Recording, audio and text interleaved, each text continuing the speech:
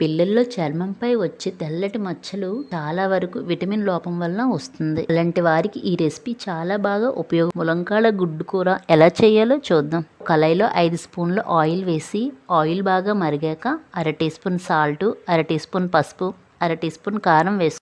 ఇప్పుడు బాయిల్ చేసి పెట్టుకున్న ఎగ్స్కి 2 లేదా 3 ఘాట్లు పెట్టుకొని ఆయిల్లో చూపిన విధంగా వేయించుకోవాలి. దీని వలన ఎగ్ కొంచెం క్రిస్పీగా ఉంటుంది. అదే ఆయిల్లో 2 కట్ చేసిన ఆనియన్స్, అర టీ స్పూన్ జీలకర్ర, అర టీ స్పూన్ ఆవాలు, అర టీ స్పూన్ అల్లం వెల్లుల్లి పేస్ట్ వేసి పచ్చివాసన పోయే వరకు వేయించుకోవాలి. 2 పచ్చిమిర్చి, కొంచెం కరివేపాకు వేసి బాగా వేయించుకోవాలి. ముందుగా కట్ చేసి పెట్టుకున్న 2 ములంకాయలని వేసుకొని అర టీ స్పూన్ పసుపు, అర టీ స్పూన్ సాల్ట్ వేసి 5 నిమిషాలు మీడియం ఫ్లేమ్లో మగ్గించుకోవాలి.